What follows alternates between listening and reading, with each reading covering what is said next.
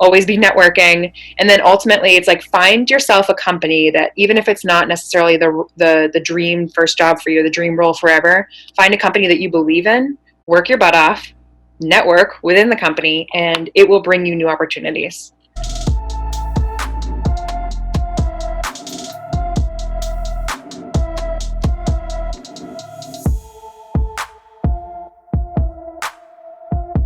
So glad to have you on the podcast. Thank you. Thank you for having me. A quick introduction for Devon before I let you introduce yourself. So you're currently the partner at OpenView Ventures. It's an expansion stage venture capital firm investing in some high growth software companies. Some of those names include Instructure, Datadog, Workfront, and Expensify. I know we spoke about some of these last time we met. You were voted top 20 women to watch in sales in lead management. That's such an amazing career track. And I think one of my favorite parts about your career is you're an NCAA Division I basketball player at Colgate University. What a track record. Welcome, thank welcome you. to the show. Yeah, you can't tell over Zoom, but I'm quite tall. So worked out well in the NCAA basketball career there. How tall are you, to be exact? There's actually a lot of basketball players quite taller than me in the NCAA, but I'm 6 feet. But. Wow, amazing. Yeah. So do you want to do a quick introduction for what you've been up to and what you're working on nowadays, Devon? Yeah, sure. So as you mentioned, I'm a partner at OpenView. We're a venture capital firm. We invest in expansion stage software companies, all B2B software companies. And my role at OpenView over the years has pivoted, right? I've worn a lot of different hats. Starting in my very early days at OpenView, I was sort of the lowest man or woman on the totem pole coming in. It was 2009. It was the recession. I had been in recruiting for 3 years prior, and I found OpenView, and I said, I want to work at that place. I will take any job, right? Like, what's available? Amazing. And said, okay, there's this position. We've never hired for this type of role before. You're almost like a guinea pig, and that we want to have you act as a BDR, an inside sales rep for one of our portfolio companies, to see if we can be helpful to this particular company and then future companies with building out PR and inside sales teams. And so took that leap of faith. And, like I said, my role has evolved over time. Today, I spend the bulk of my energy almost as acting as like our chief people officer, as an operating partner. So all things related to people, both for OpenView, so hiring, culture, communication, for the firm, as well as for our portfolio. We do quite a bit of recruiting and sort of people advising.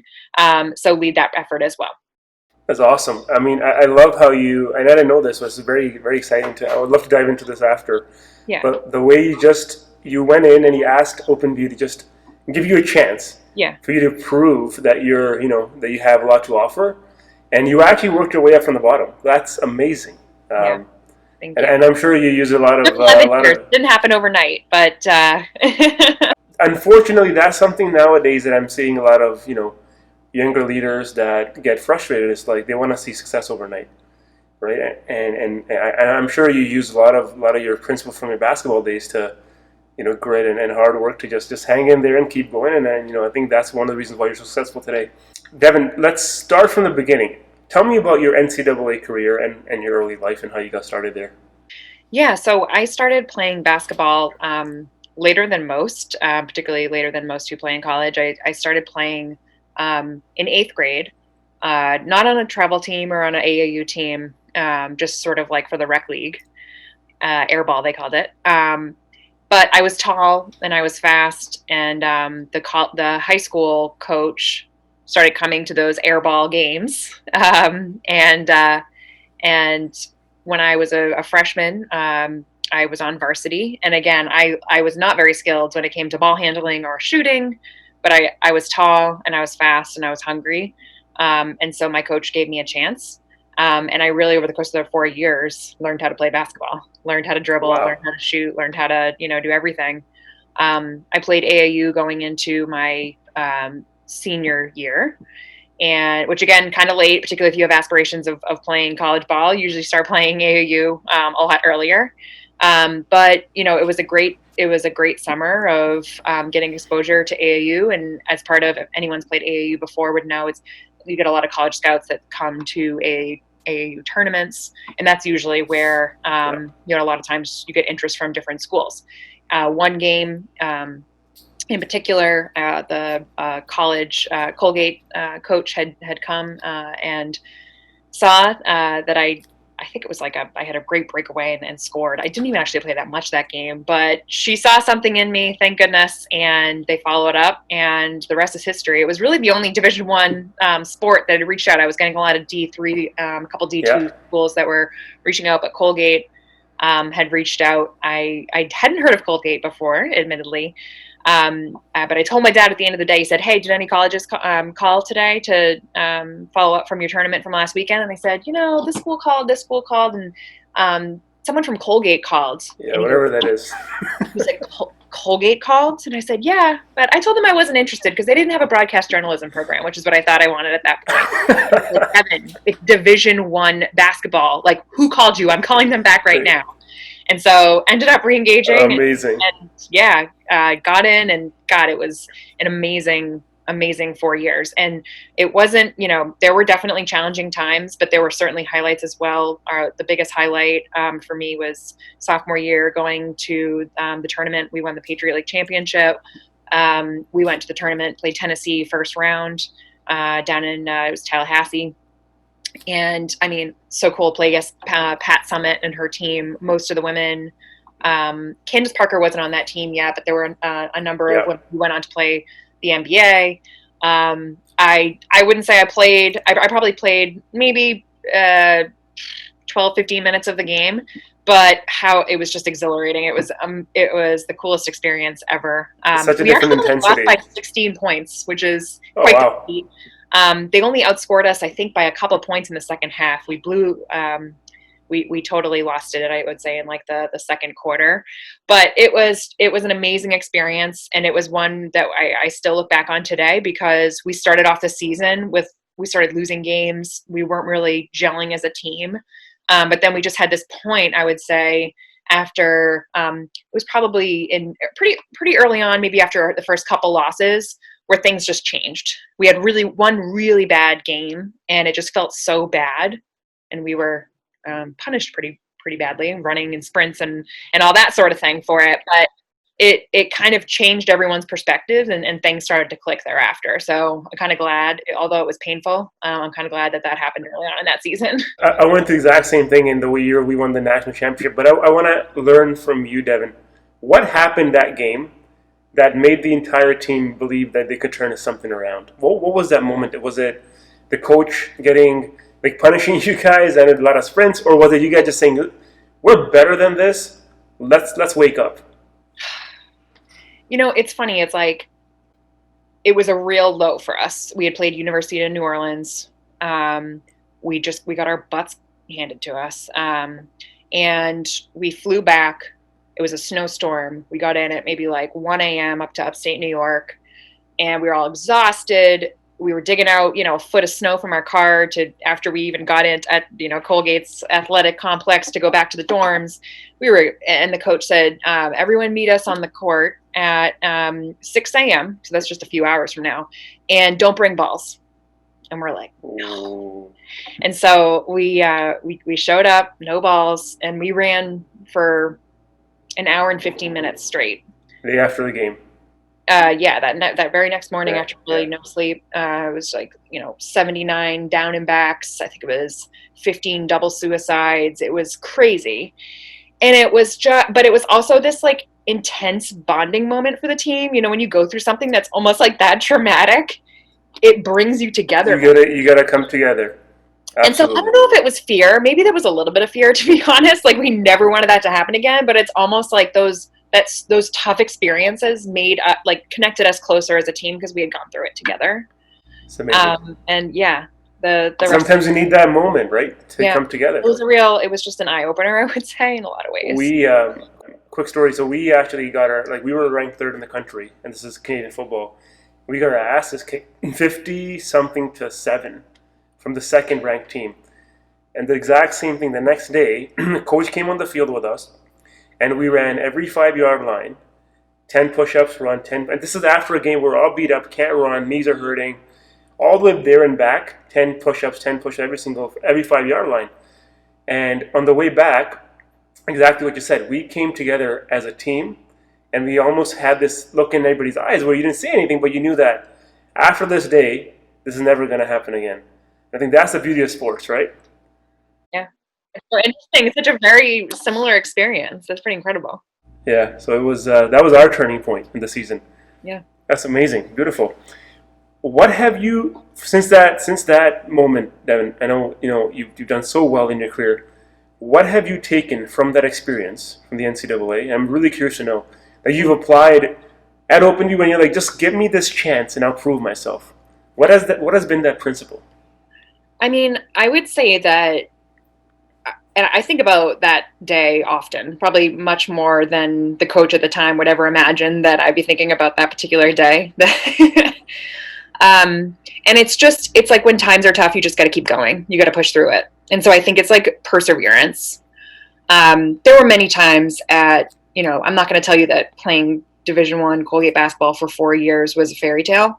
Like there were some tremendous ups, but there were tons of downs. When I, of course, like if we were losing, that was a real down. That hard bus ride home after 6-hour bus ride after losing. A lot of times where I had some parts of seasons where I was playing a lot. Sometimes where I was, riding the pine, as they say, sitting on the bench, and that will really, that's hard. So there were points where I wanted to quit, but I couldn't quit.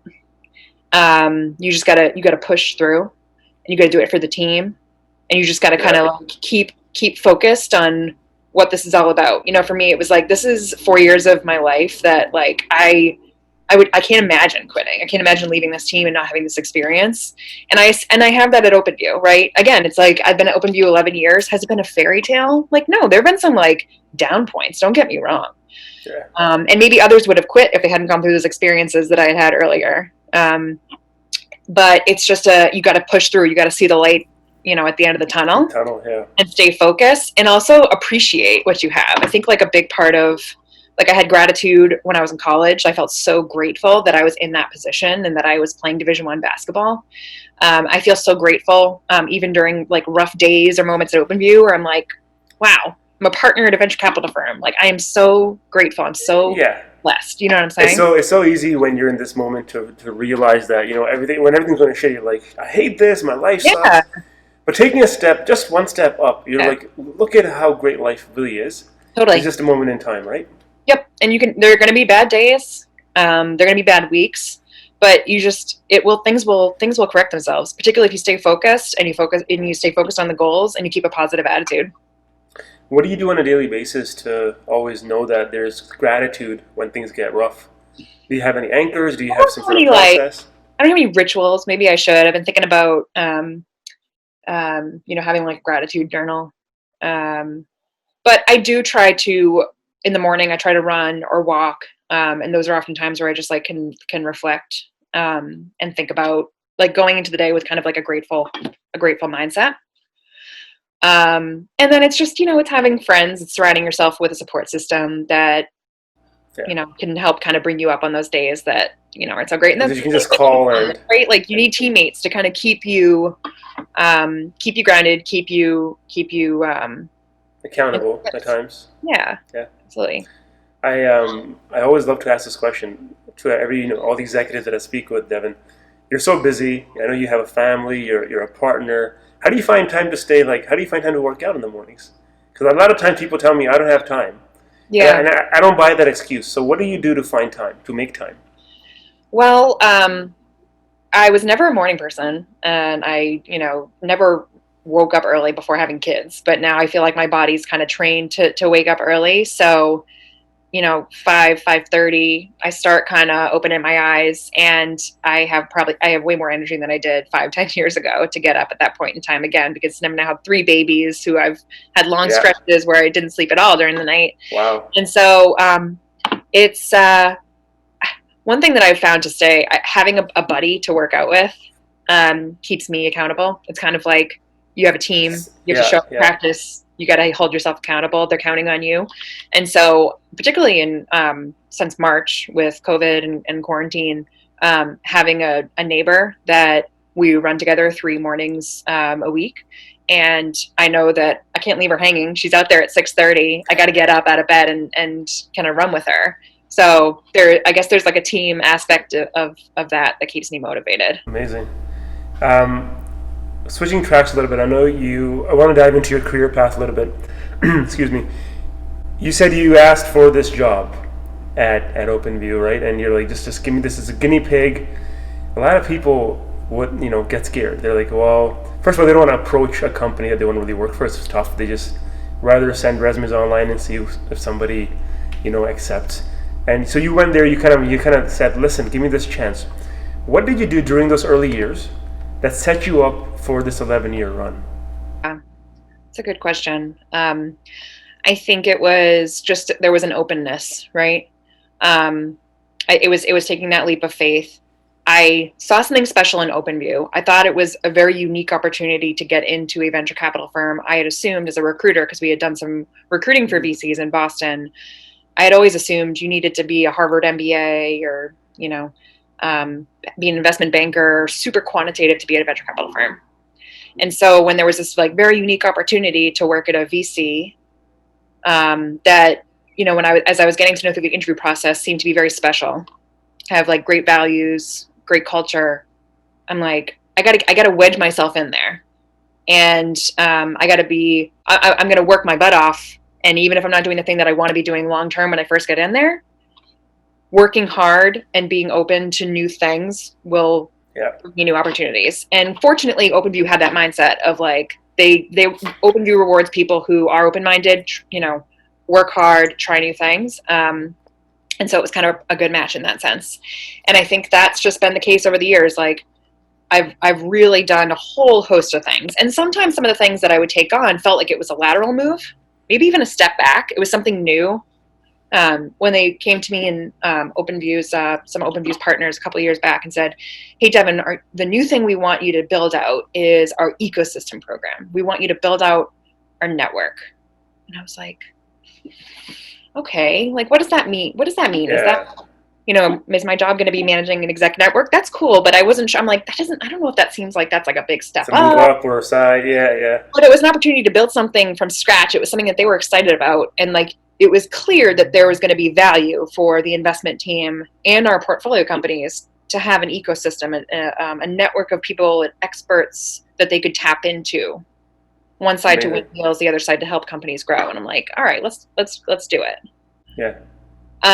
And so it felt like maybe a lateral move at that point in time, but because it was, the program was showing success, impact, value, it actually ended up becoming more of an elevator than a That's a great point. I think a lot of people don't realize that for you to succeed, it's never a straight line, right? Yeah. It's something you got to look at lateral moves. You got to look at where are you lacking. Totally. And there was a stretch of time, and I feel like it's been 11 years now, so it's crazy to say. But for 4 or 5 years, I had the same title and the same pay. Wow. And I think like I see people.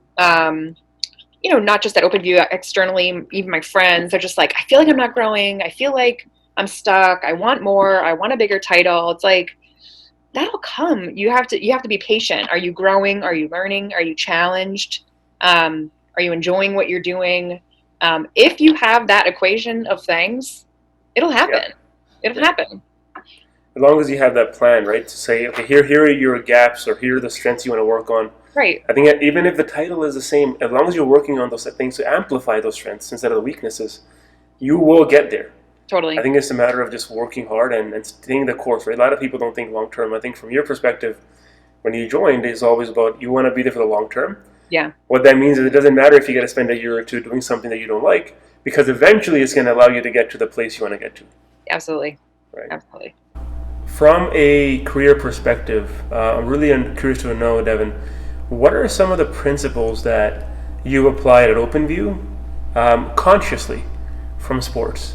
Like what I've done, for example, is I do team huddles, kind of similar to the football. So I kind of bring those principles in. So I'm really curious to know, what have you applied, maybe consciously, even subconsciously, that kind of bring the sports feel. So you had let me know that you were going to ask this question in advance, and I jot down a couple things that come to mind. Some of them might be sort of obvious, but I think the things that stood out most to me are teamwork, humility, and perseverance. Amazing. So those are three things that I think I learned playing college sports in particular, and that I bring with me in my everyday. And I want to focus on the humility piece because I did touch upon that before. Yes. There, I think it was a tough experience a lot of times being like the sixth or seventh man, but one that I think made me like so much stronger and taught me that it's okay to be the sixth man. You can still add a ton of value, and you are still a very important part of the team. And so I think that if I hadn't valued that experience of being the sixth man, it might have been harder for me to have spent 11 years at OpenView. Wow. Because within VC, as an operating partner, as opposed to an investing partner, a lot of times you're the sixth man. You are there. You are, in a lot of ways, like the glue of the team. You play a huge role, but you're not always the person that's like front and center, right? Yeah. A lot of times in VC, it's the investing partners that are like, they're the ones that are signing the checks. They lead the deals. And I think I actually find I enjoy that. I enjoy helping others and trying to like empower OpenView and empower others. And so if I didn't have that experience, who knows? Maybe I would always been like trying to be front and center. I think even like back in the early days of what I thought I wanted to be for my career, I wanted to be a broadcast journalist because I wanted to be front and center. Like I wanted to be me on TV. Like, look at me. But I realized by like graduating, I'm like, I don't want that at all. Like that sounds horrible. Like that sounds really stressful. And why did I want that? It seemed almost like it was kind of ego driven. So, but I think that another thing about OpenView, and I take aspects of the competitive college Devon and bring that into how I consciously rally the team, is it's very competitive right now to be winning deals in venture capital. Always been competitive. It seems like it's that much more competitive. It requires a firm to act as a team more than ever. You cannot solely rely on one partner to win it all. And for OpenView, that's my favorite part about the job. It's like when we have a company that we have so much conviction in, we want to make this investment. We know it's going to be competitive. We know there are other VCs right around the plate with us. Like, ooh, we want to invest. It's going to be the next Slack or the next Datadog, right?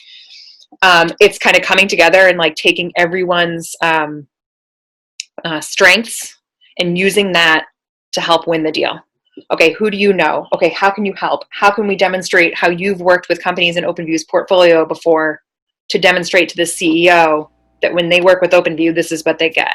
And when you can kind of like rally everyone, get them excited and feel like they are contributing to ultimately what is the most important thing a VC can be doing, which is investing in great companies, that's the best part to me.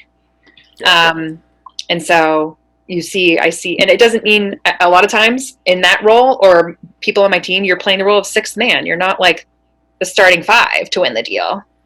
You're the sixth, seventh, eighth man, but you still need sixth, seventh, and eighth man or women to win the game. So anyway, a little cheesy, but I see it everywhere else. I have goosebumps listening to this. Oh, wow, amazing. No, that's very well said. I mean, from a humility point, Devon, like I look back, I had this saying where my coach always said, "War is won in the trenches," which, from a football perspective, means there's the linemen that never get their name in the paper. Nobody ever knows who they are. Without those guys who are hitting their heads every single play, you're not going to win. I think very similarly to your perspective, right? Like not being able to start in some games.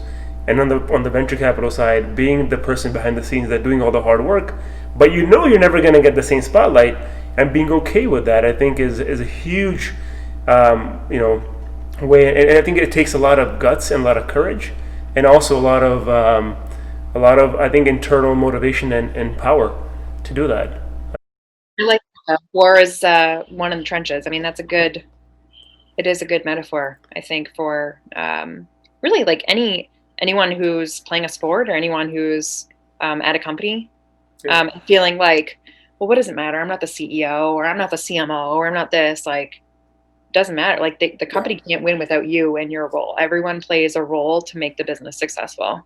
Exactly. It's And like if you're whatever role you like have. yourself, like I play no role, you're almost kind of like setting yourself up for failure, right? Yeah, it's like self-fulfilling prophecy, right? A lot of like every time somebody tells me, I whatever I'm doing is not that big of a deal. I don't know why I'm doing this. It's like if that wasn't important, you wouldn't be here. And because you're here, whatever role you have to do it with pride, Absolutely. right? Do you have a moment or a story where perhaps during your career at OpenView or even before that you had a moment where you kind of failed or it was a challenge, and how do you overcome that? I've never failed, actually. No, I'm kidding. Lots, like, oh gosh, so many times. Let me think of the best time where I failed. Failure is something I think at OpenView in particular that is sort of, if like Scott Maxwell, our founder, says, if you're not failing, then you're not trying hard enough, and ultimately it's going to limit our chances of being successful because you need to fail. So like for me, it's almost hard to think of like specific examples of failure because I fail all the time. It's a part of the culture. I don't dwell on it. Because I think that it's like I fail and then I move on. You got to move on quickly. And if you sit and think about it and worry about it and perseverate on it, then you sort of miss out on the next opportunity to try something different. And so like failure for me, it's like I, as a people leader, I've failed in that we've lost some good people over time where you're like, shoot, we should have, like, what could we have done to have kept that person? Yeah. They were integral and they clearly found an opportunity elsewhere that they decided they wanted. So like, what could we have done differently? And how could we have sort of shown them more that they were as valuable as they were to the organization? Also made some mishires. That's, been sort of some failures, right? Where, you rely too much on gut versus actually being more objective in an interview process, and really sort of, kind of like falling in love with the candidate versus understanding what are their core values, what are the attributes that they're going to do that relate to the job that they're interviewing for. So I would say that, failure is something that happens quite often, but that I don't necessarily dwell on because you just missed an opportunity. And I am fortunate to work for also a founder like Scott Maxwell Who believes in that.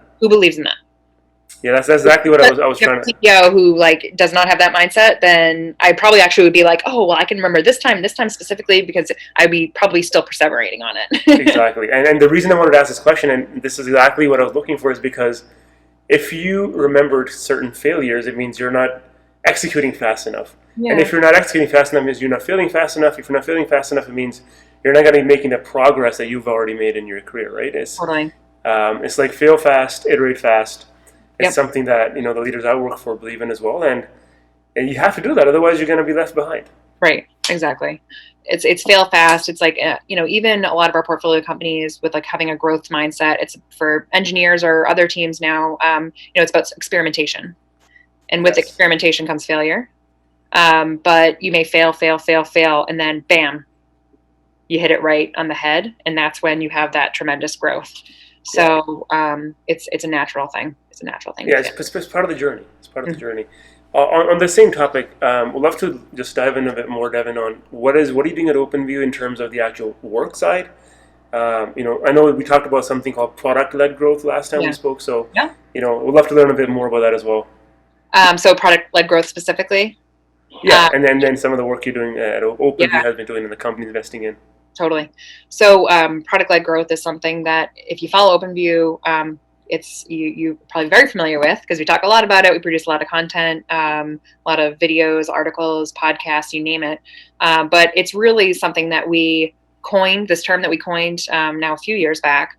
But it's really, I would say in the last 12 plus months, gotten a lot of traction and people are starting to use it, both analysts and, other founders. People are naming their product, the product-led growth platform. So it's really picking up momentum. And the whole concept is that the future of software and the future of buying and selling software, it comes from product-led growth. And we're living in a world now where you as a individual, you have technology in your everyday life. You have your cell phone, right? And you can use apps, and you find value in technology. Users and people at work, they want to be able to find and start using technology in their work setting, just as they do in their home personal setting with their cell phone. And so product-led growth is all about the product itself driving the growth, as opposed to a more like sales-led approach. And if you look at companies in our portfolio like Datadog or Expensify or Calendly or Deputy, these are all businesses who the product users have found it very easy to find the product, start using it, find immediate value before ever really having to bring it to sign some big contract. Maybe it's free, maybe it's something that they feel comfortable even taking their own credit card out and using a sort of like, hey, I'm going to sign up on a monthly basis. That's what I did with Calendly even before we started investing. I used it for free. That's a very, very powerful model because it's actually incredibly capital efficient. If you can imagine, you don't need a huge army of traditional expensive salespeople. Your product is almost your salesperson, and your user is almost your marketer. Because if you love a product so much, or you're going to talk about it. A viral component, you're going to talk about it. Yeah. Or if there's something built into the product where you share it with someone else. It's part of the reason why Slack became so successful. You can't Slack on your own. It takes a community. So it takes one person to say, hey, you should sign up for this. It's a good way for us to chat. And then others follow suit. You don't need a salesperson calling into every one of those people saying, hey, you should sign up. Hey, you should sign up. Hey, can I talk to your, the decision maker within your business so we can sign a big contract? Yeah. So it's a different model, but I think it is more and more we're seeing that most businesses are adopting product-led elements, even if it's not like a total freemium. There are still elements that you can sort of adopt to allow your user to experience value and remove some of that friction in the buying process. Yeah, it removes friction. I think it's faster, and also it's a better way of doing it. Like I've seen in places I worked at. And right now, that's how Slack grew in my organization. People just started using it. And eventually you're like, everybody's on Slack. Might as well make it official. Right? At that point, everybody's just like, yeah, I got the Slack channel. And you talk about it, right? You're like, join my channel. What's Slack? And it just grows. And Calendly as well. Like, I've been using it. And, the exact same way. So easy to share, to talk to people about it. Every time you book something, it's like, hey, here's Calendly, download it and use it. It's awesome.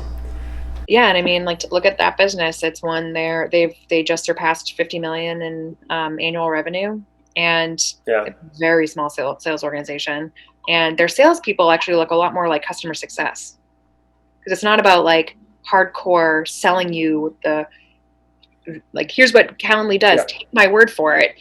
The people they're talking to have already experienced the value, so it's like helping them through their buying journey versus trying to get them to do something that feels almost a little bit unnatural. Exactly. You're able to also keep your G&A much lower as these companies grow, right? So you're actually then spending your dollars on things that you should be spending, which is product, versus sales and marketing. Totally. Right? Totally. It's very smart. All about the product. Smart. It just makes it, the product becomes that, if the product is the sort of like center of your attention, and what can you be doing to, again, remove friction, create an amazing user experience, an amazing user interface, and allow people to unlock new levels of value more instinctively than or intuitively, then you're going to have a more successful business. Exactly. Assuming there's a big enough market that you're targeting and a strong enough need for whatever value you're solving, it's like that's kind of like the recipe for success there. Yeah, I think it's a great framework that we'll see a lot of companies follow. Yeah. Especially when there's funding's tight. Yeah. Devon, I know we're on time. One thing I wanted to ask you before we leave. Imagine a room full of young student athletes, young professionals, business, technology, who just want to grow and become successful in life. What's one piece of advice you would like to give this room full of listeners? I would say, if I'm talking to a room of student athletes, let's just call it, juniors, seniors in college, and they're thinking about what am I going to do post-graduation. It's really about, you don't have to have the answers, right? I certainly didn't. As I mentioned before, I thought I was going to do broadcast journalism from the age of 12. until basically my senior year at Colgate, when I realized that would be a horrible decision. My senior year, I thought, oh God, what do I do now? It's a matter of, you got to build a network. You got to lean into the existing network that you have, which at the time for me was my college network. So got the first job with someone who was a Colgate grad. Yeah. And you have to just be willing to kind of like throw yourself into a job. And even though there are going to be tough days, and even though you're like, I don't want to be doing this forever, that's okay. Like, do your best at that job. Always be networking. It's kind of a silly thing. But I think if you put yourself out there and you have lots of conversations, you start forming opinions about what you're passionate about and what you enjoy doing, and you talk to people. The universe has like an interesting way, not to get too like weird here, but like the universe has an interesting way of connecting you with people that are going to sort of open doors for you. You just have to be open to see it. And so always be networking. And then ultimately it's like, find yourself a company that, even if it's not necessarily the dream first job for you, the dream role forever, find a company that you believe in, that seems as though it has, big ambitions, and it has values that resonate with you. Get yourself in there with a job, and going back to what I said before, like, work your butt off, network within the company, and it will bring you new opportunities. And I speak that from experience. So it's, again, I think going back to sum it all up, it's like, you don't have to have all the answers, but be networking, work hard. And it's funny, like the answers will almost come to you. Amazing. And the best part here is not rocket science. It's just hard work. Yeah. And long-term planning. Yeah, beautiful.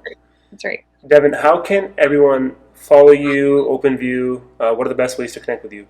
Yes, very good question. So you can follow me on Twitter. It's at Dev McD. I tweet quite a bit. I share a lot of OpenView's content that I think really is our best content. We produce a lot of content, so I post it. I love your content. Oh, thank you. Amazing. And you can follow me. You can follow OpenView at OpenView Partners is our Twitter handle. We also have a weekly newsletter. Goes out to about 100,000 software executives, B2B software executives. We've been building that thing for years. And it comes out every Saturday morning. We share the best content from the week, both from OpenView as well as our network. And so I encourage you to sign up. I'm also on LinkedIn, so you can, of course, request me on LinkedIn, because I always like to be networking. Like I said, that is the key. And you never know why, ultimately you get connected with someone. I love those conversations, because you always find something where you're like, aha, that's the reason why we're chatting. Yeah. There's always a reason why something happened. Yep, everything's for a reason. I'm a wholehearted believer in that. Beautiful. Devon, thank you so much for coming on the show. It was a pleasure. I'm leaving this session inspired, motivated again. So thanks so much, and it was a pleasure to have you. It's great that you're doing this, and clearly I've enjoyed chatting about it. I get a lot of energy from conversations like this, and I appreciate you having me. Thank you so much. All right, take care. Team, remember to like, subscribe, and share with a friend, and visit tangerbango.com for a ton of free content and exercises.